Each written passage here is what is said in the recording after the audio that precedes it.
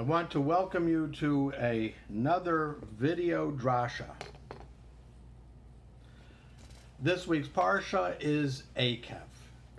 And perhaps one of the most outstanding passages in this Parsha is the second paragraph of the Shema. Now, actually, the first paragraph of the Shema we had in last week's Parsha, Va'et Hanan. I believe I mentioned it, but we didn't discuss it in any detail. The third paragraph of the Shema, which is the paragraph concerning the mitzvah of tzitzit, we had towards the end of the book of Numbers. But the second paragraph is in this week's Parsha, and I thought we would actually take some time to understand it. So let's start by reading this paragraph, this second paragraph of the Shema. I'm going to be reading from the translation of the Jewish Publication Society of the Torah rather than from our prayer book, so it may seem a little bit different to you. If then you obey the commandments that I enjoin upon you this day, loving the Lord your God and serving him with all your heart and soul, I will grant the rain for your land in season, the early rain and the late. You shall gather in your new grain and wine and oil. I will also provide grass in the fields for your cattle, and thus you shall eat your full. Take care not to be lured away to serve other gods and bow to them, for the Lord's anger will flare up against you, and he will shut up the skies so that there will be no rain, and the ground will not yield its produce, and you will soon perish from the good land that the Lord is assigning to you.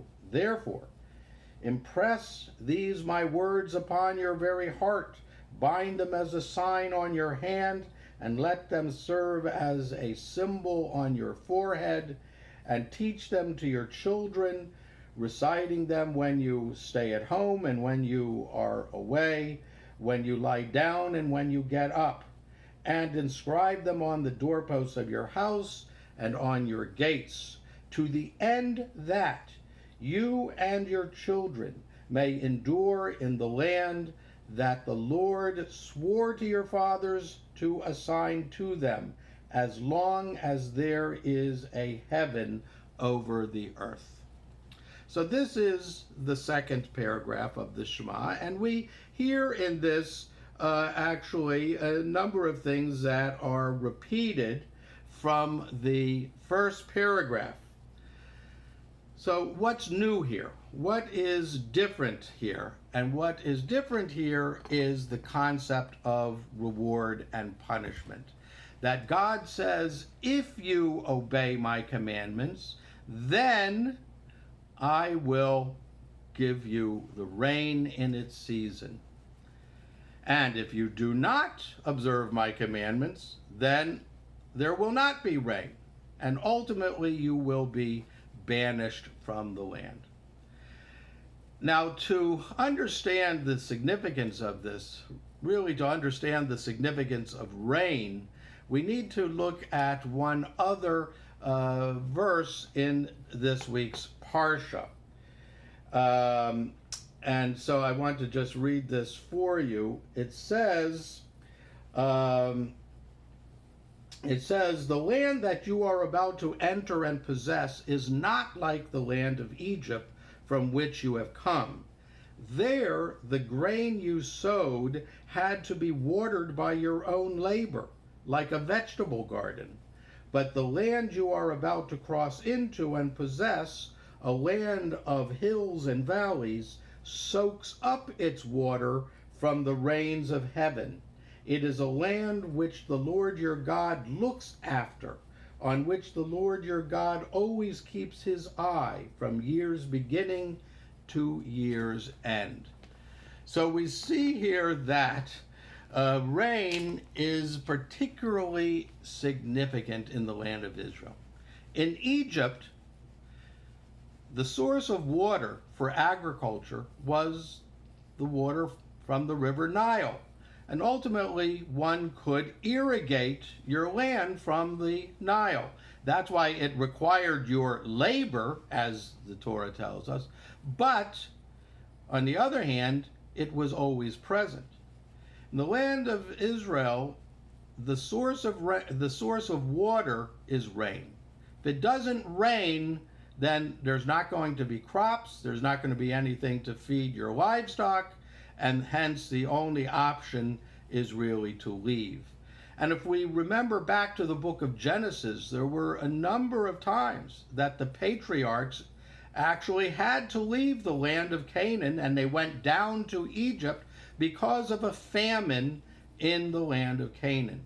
This, of course, is the background for the descent of Jacob and his sons to Egypt towards the end of the book of Genesis, because there was a famine in Canaan. There was nothing to eat there. So rain is absolutely essential to the land of Israel. The land of Israel is dependent on rain, and rain is dependent on God. And whether it rains or not is dependent on whether we observe the mitzvot or not. That is the lesson here. We should note, therefore, that the reward and punishment which is promised for the observance or the non-observance of the mitzvot is not individual reward and punishment. It is rather a collective, we might even say a national reward or punishment. It is ultimately the prosperity which results from having rain. And really, the ultimate reward for the people of Israel is that they will endure on the land of Israel. So we see here this idea of reward and punishment. But I also want to point out another thing, and that is in both the first and second paragraphs of the Shema, there is this idea, this commandment to love the Lord your God and to serve him with all of your heart and soul. And I think it's important to note that while Judaism does certainly put forward this idea that there is a reward and a punishment that results from our behavior, it should not be, that reward or punishment should not be our primary motivation. Rather, our primary motivation should be the love of God. And I would compare this to the relationship of a parent and child. When a parent gives a command to a child, the child at an early age obeys out of a desire to either avoid a punishment or receive a reward. As the child matures, hopefully he or she comes to understand that the commands of the parent are for their own good. It's for their own benefit to observe. But ultimately, what one would hope to achieve is a relationship in which one observes we do what our parents ask us to do out of a love for them and out of a sense that they love us. It is that love relationship that provides the authority for their commands. And I think that the same thing is true in the relationship between God and the people of Israel.